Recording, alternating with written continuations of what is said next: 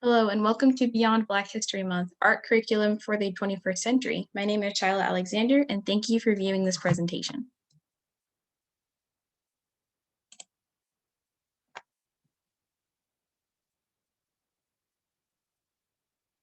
So the goal of my thesis is to provide art educators with a curriculum that is culturally relevant and responsive for current and prospective students.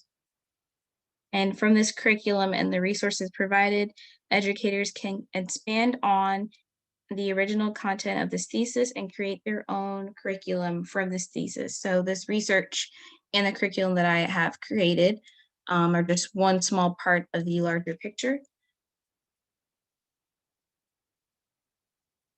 And as I said, we want to create lessons that expand students' global perspective, so understanding the world around them and not just in the classroom, and providing educators with those resources and tools to teach the lessons. Before I move on with my research presentation, there are a few vocabulary words I'll be using frequently. A curriculum, which is just like a course of study. Pedagogy are the practices or teaching practices. A lesson plan is a plan written out by the instructor that breaks down the goals of the lesson or the goals of what they're going to teach and how they teach. A slide deck is a digital presentation that is typically projected on a screen for students to kind of go through together with the teacher. Standards are goals or evidence-based goals set for teachers to follow and show in their assessments. Culturally relevant pedagogy are just practices that artists and art educators and educators to use to think about global perspectives outside their own, and making sure that you have those conversations about perceptions, perspectives, and viewpoints outside of the Western perspective and outside of the classroom experience that you have in your classroom.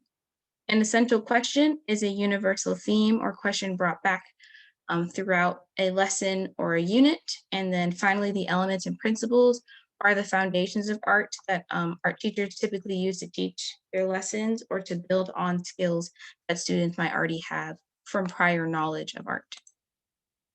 So my research goals were to create a 9-week curriculum focusing on Black and African visual artists for students to discover and create work inspired by. And my focus is on 6th to 8th grade students, that's middle school. And my second research goal was to investigate the North Carolina Department of Instruction standard course of study.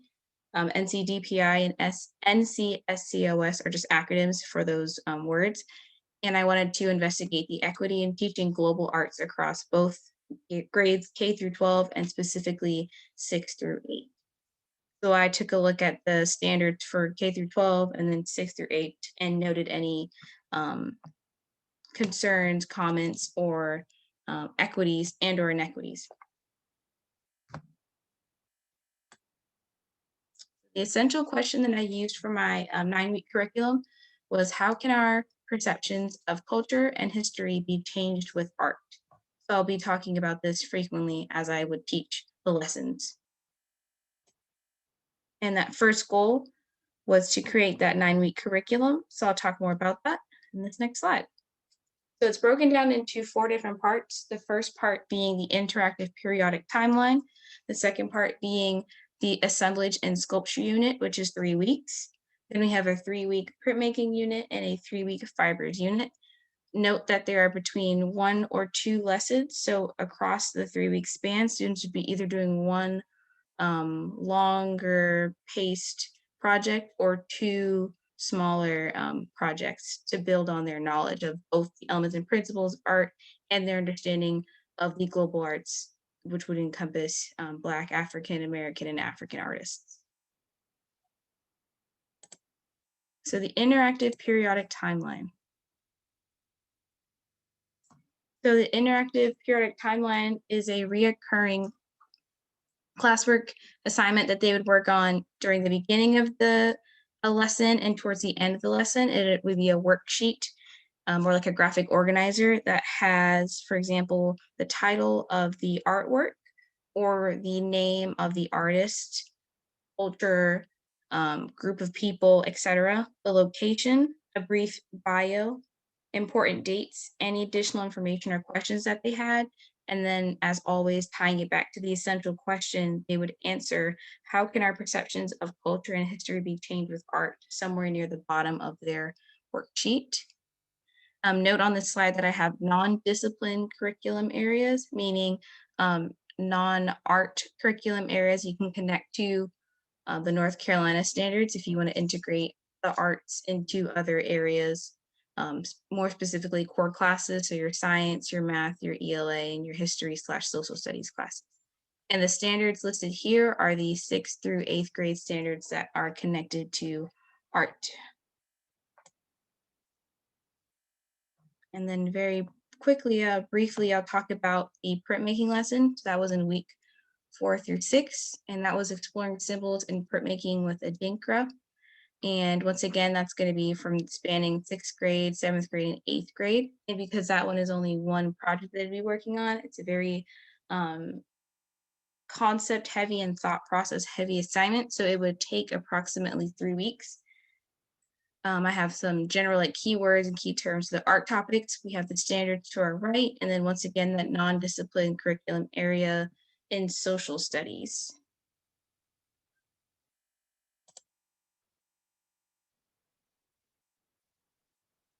So this was an example of a slide deck that I created for students to, they would look at this as I was teaching the lesson.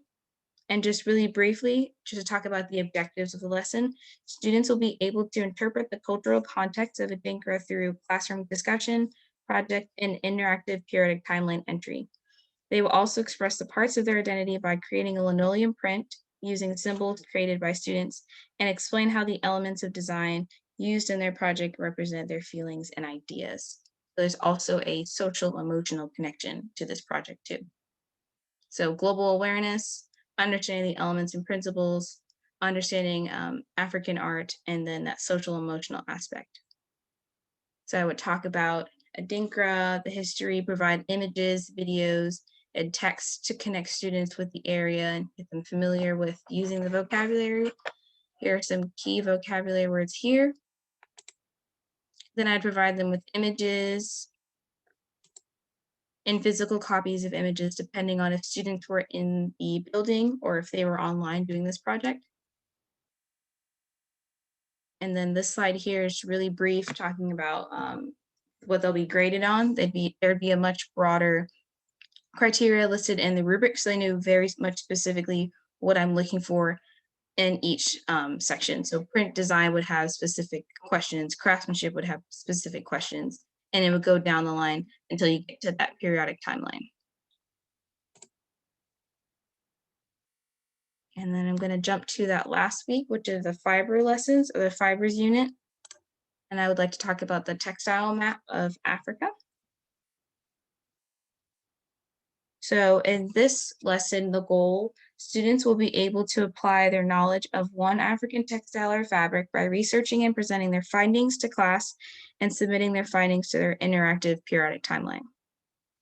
Students will be able to identify various African textiles and fabrics through a collaborative textile map of Africa, where students can see each other's research in the classroom. So the ultimate goal after they talk about, after they research, create their presentation and present it, parts of what they created in their presentation will all culminate into one larger map with everybody's information on the map. So you can always kind of go back and look and see what other people were able to research if you wanted to do any research on your own. So providing that collaborative interaction with students. Once again, we have a social studies discipline curriculum area focus. We have those connecting standards here. And this is a 2-week project. And then really briefly, this is the slide deck that I'd provide them with. So I'd ask them what a textile is, talk about key vocab, what they'll be graded on, provide an example, and then a breakdown of the research and presentation requirements. So we have title, the name of the textile, multiple images, the process, information on the people, how textiles affect the community, additional facts that the student thinks are valuable and would like other students to know, and then always tying it back to that essential question, how can our perceptions of culture and history be changed with art?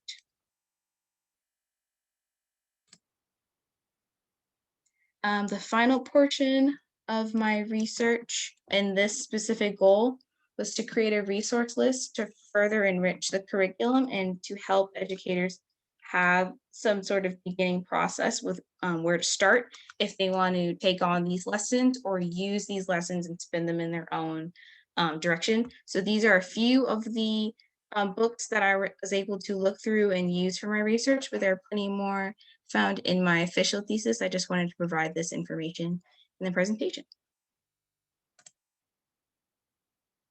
So shifting over to that second goal, which was investigating the NCDPI standards for both K-12 and 6-8 and looking to see if there are equities in discussing and promoting the global arts, getting students to think critically and around thinking about the world around them. So my 3 research questions are: how is the North Carolina public school system ensured a well-rounded, culturally relevant art curriculum in the classroom?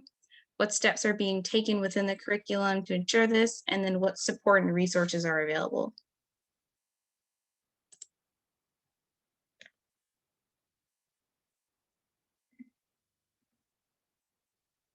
So I have 3 specific research findings. The first one was that certain standards only focus on specific countries, cultures, and areas. So throughout the K-12 experience, if you're an art teacher, there are specific standards that focus on specific areas and cultures. So there's those more restrictive standards where teachers are implementing that information in their classroom. I also noticed that standards are broad and up for interpretation, so you can incorporate a more global sense in your art. And the standards also encourage that you talk about art beyond the typical classroom experience, depending on where you are, the culture of your school, and things of that matter. And then finally, I found a resource site available for educators to use to connect to North Carolina art, artists, and culture. And I found that to be specific for, I believe it was 4th grade, yes, 4th grade and 8th grade standards. So in the arts, we also connect that back to the North Carolina culture and our state history, which also has a social studies connection too. So those are kind of interchangeable.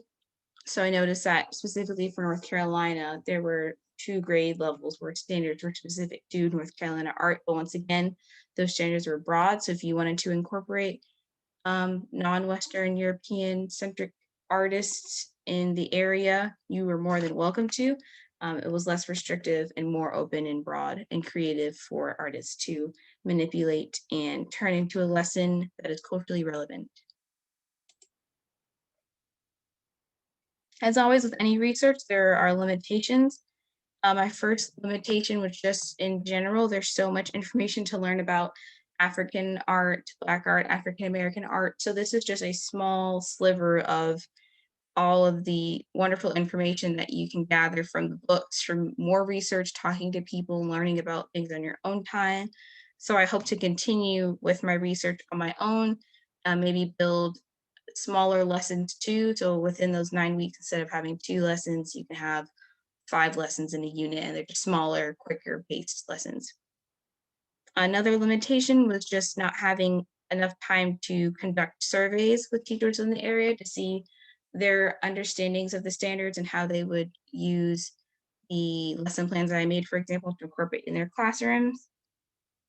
And then finally, I was not able to implement these lessons myself yet. So as always, as an educator, once you teach a lesson, you learn more about it. So once I teach them, there's more likely time for me to tweak and change things where needed. So those are some of the research limitations. So in conclusion, it's just really important for educators to be aware of the global world around them and to think about Black and African art beyond Black History Month and making sure you include those voices and others in your art classroom so students are more aware, can learn more about others, maybe learn more about themselves, and to think about art in a much broader perspective than just one way. Thank you very much for listening to my presentation and viewing my presentation. If you have any questions or comments about my presentation, feel free to email the email address listed here. And I hope you enjoy the rest of your CSA Day experience. Thank you so much.